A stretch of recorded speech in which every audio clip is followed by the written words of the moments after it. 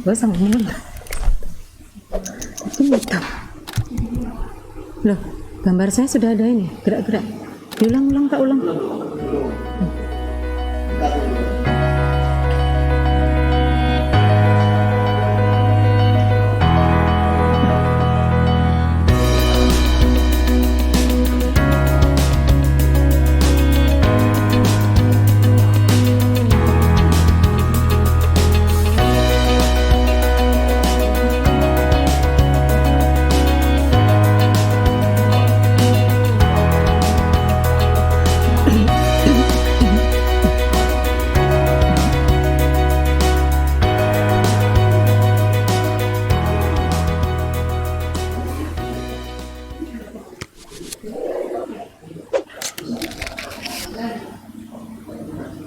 Bismillahirrahmanirrahim. Assalamualaikum warahmatullahi wabarakatuh.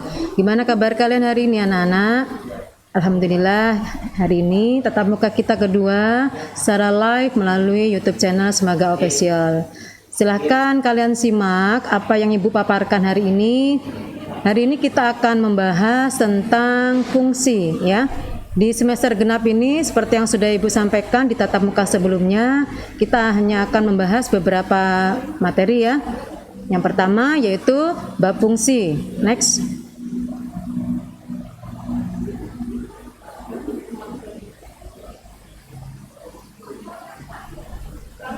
Ya.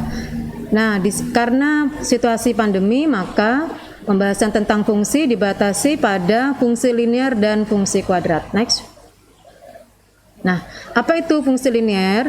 Fungsi linear adalah fungsi dengan variabel bebasnya berpangkat tertinggi 1, ya, dan memiliki grafik berupa garis lurus. Nah, dikatakan variabel bebas, ya. Variabel bebasnya yang mana? Kalian bisa perhatikan notasi dari fungsi linear, yaitu fx sama dengan ax plus b. Nah, yang merupakan variabel bebas yaitu x pada koefisien A, sedangkan fx itu variabelnya terikat karena tergantung dengan x pada koefisien A. Ada beberapa manfaat yang bisa kita gunakan ketika kita mempelajari fungsi linear.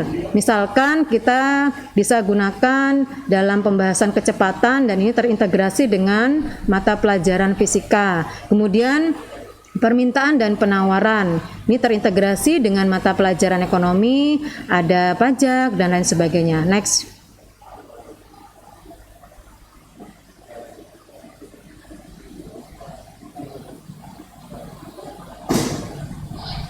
Nah, ini ada sebuah ilustrasi tentang kecepatan, ya, salah satu penerapan dari materi fungsi linear. Kalian bisa lihat di sini ada gambar, misalkan seorang yang akan berlari menuju sebuah pohon dengan jarak sejauh 15 meter.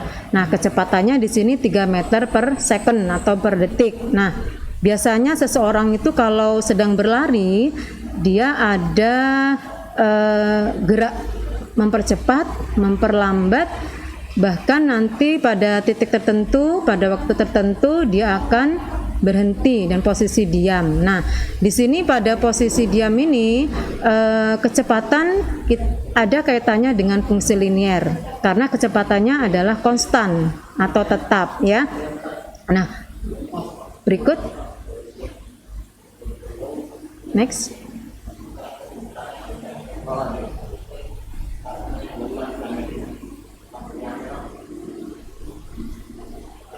Nah, pada ilustrasi gambar tadi kita bisa notasikan dalam bentuk sebuah fungsi yaitu ST sama dengan 15 dikurang 3T, di mana ST itu sebagai jarak setiap waktunya, 15 sebagai jarak tempuh, dan 3 sebagai kecepatan konstan.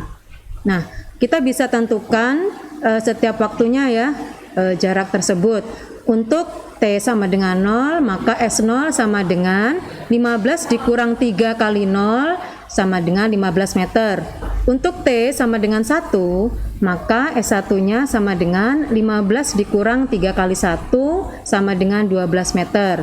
Sedangkan untuk T sama dengan 2, maka S2-nya sama dengan 15 dikurang 3 kali 2 sama dengan 9 meter.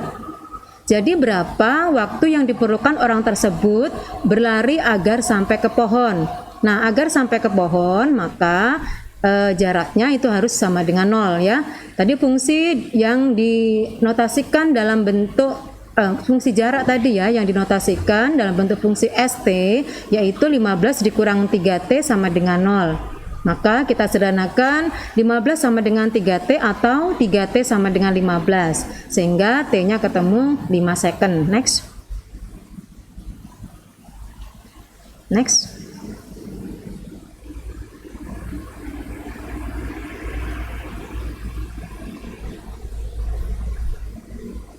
Ya,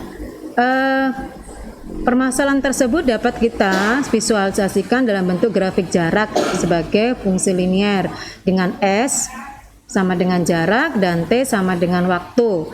Nah, T-nya itu sebagai sumbu X ya. Tadi setelah kita kita selesaikan, T-nya itu sama dengan 5 second ya.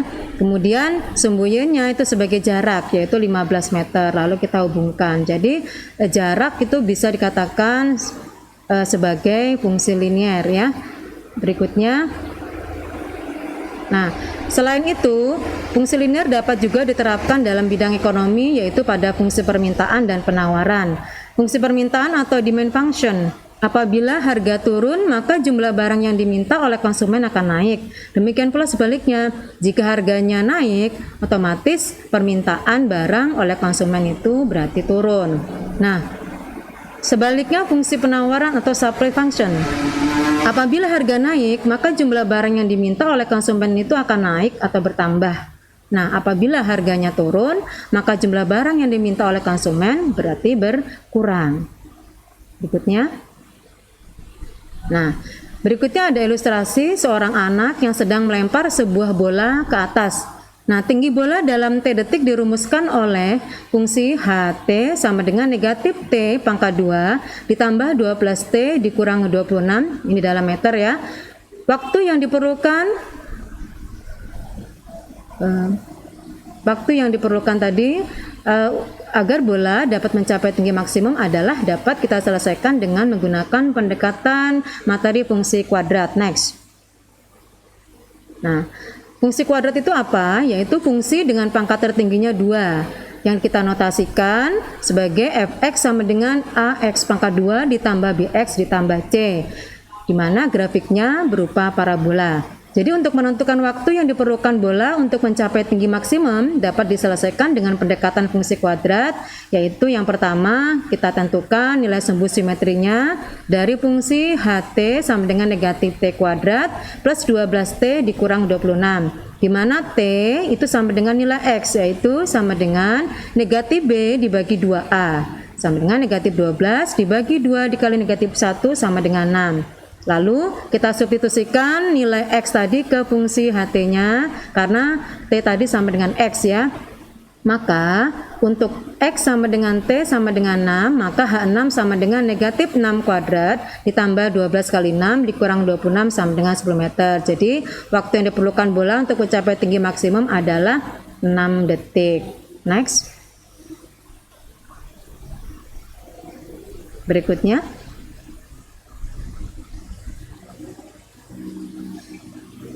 Nah, jadi penerapan fungsi kuadrat ini selain tadi yang sudah kalian bisa perhatikan, bisa tonton pada slide sebelumnya, yaitu untuk menentukan tinggi maksimum jatuhnya bola, peluru atau anak panah, juga bisa untuk digunakan untuk mengetahui panjang lintasan daripada lepasnya anak panah dari busurnya, atau mungkin untuk menentukan luas halaman rumah ya.